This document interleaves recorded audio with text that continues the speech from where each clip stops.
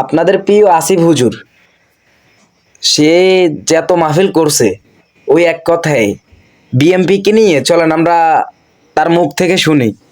বিএনপিকে খালি আপনারা বলবেন এরা ইসলামকে ভালোবাসে না, কোরআনকে ভালোবাসে না, এরা খারাপ, এই সেই।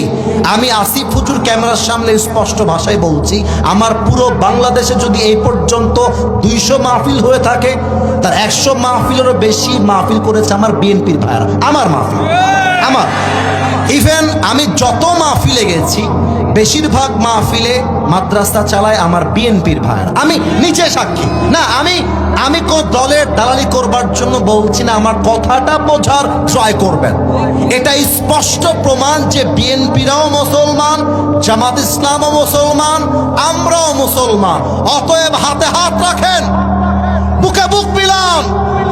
যদি আমরা ঐক্যবদ্ধ থাকি, আওয়ামী লীগ তো দূরের কথা, আগামীর বাংলাদেশে নব্য কোনো ফেসিবাদ তৈরি হতে পারবে না ইনশাআল্লাহ।